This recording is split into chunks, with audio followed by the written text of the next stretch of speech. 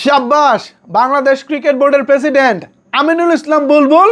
শাব্বাস, এতদিনে আপনি একটি কাজের কাজ করেছেন, যে কাজটি আরও আগে করা উচিত ছিল সে কাজটি আপনি দেরিতে হলেও করেছেন।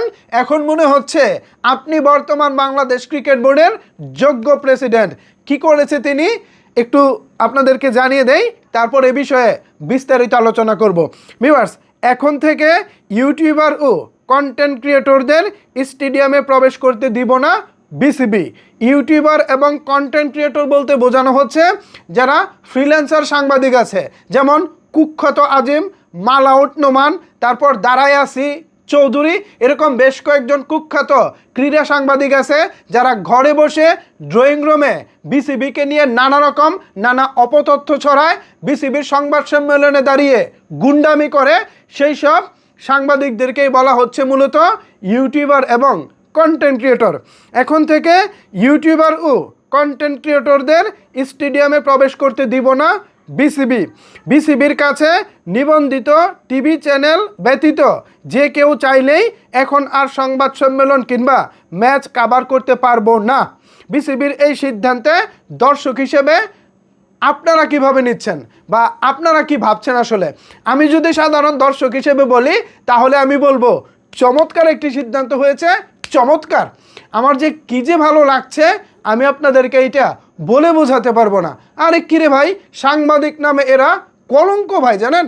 এরা একটি পক্ষে দালালি করে, এরা হচ্ছে কুৎসা রটায়, এরা ক্রিকেটকে ধ্বংস করার জন্য মিথ্যা নিউজ ছড়ায়, এরা সংবাদ সম্মেলনে দাঁড়িয়ে গুন্ডামি করে। সাবেক আমাদের যারা তারকা ক্রিকেটার আছেন, যারা এই মুহূর্তে ক্রিকেট বোর্ডে আছেন, তাদেরকে তারা সম্মান করে না, এমনকি হুমকি দামকি দিয়ে নানা রকমের প্রশ্ন পর্যন্ত করে। যার জ্বলন্ত উদাহরণ আমরা রিসেন্ট টাইমে দেখেছি খালেদ মাহসুদ পাইলটের বেলায়। তাকে একজন কুখ্যাত বিখ্যাত সাংবাদিক কি পরিমাণের অপমান অপদস্থ করেছে তা নিশ্চয়ই সোশ্যাল মিডিয়ার বদৌলতে আপনারা দেখেছেন। আমি আর সে বিষয়ে আলোচনা করলাম না। এখন যেটা বিসিবি বস হিসেবে আমাদের কাছে আমিনুল ইসলাম বুলবুল সাহেব ধন্যবাদ পাবেন, সেটা হলো এই যে একটা পদক্ষেপ, এই পদক্ষেপটা আরও 6 মাস আগেই নেওয়া উচিত ছিল, অনেক বেশি দেরি হয়ে গেছে। শেষ ভালো যার সব ভালো তার কথা আছে না? দেরি হলেও দিন শেষে যে সিদ্ধান্তটা এসেছে এটাই আসলে আমাদের জন্য অনেক কিছু। ভাইরে, সাংবাদিকতার নামে এরা করে অপসাংবাদিকতা। BCB boss one way ticket কেটে অস্ট্রেলিয়া পালিয়ে গেল, আর কখনো তিনি আসবে না, বাংলাদেশ ক্রিকেট বোর্ড গোল্লায় চলে গেল। এই বুঝি বিসিবি বস বিপিএলের ম্যাচ ফিক্সিংয়ের সাথে জড়িত?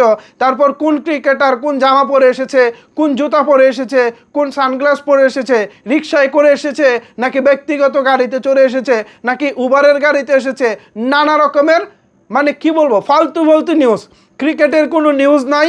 কোথায় কোথায় পুরো সারা দেশব্যাপী ক্রিকেট ছড়িয়ে দেওয়া যায়, কোথায় কোথায় ভালো প্রতিভা আছে সেগুলো তুলে ধর, তা না, এরা করে অপসাংবাদিকতা। কোনো একটা পক্ষের এজেন্ডা বাস্তবায়ন করতে গিয়ে ক্রিকেটটাকে তারা এখন হুমকির মুখে ফেলে দিয়েছে।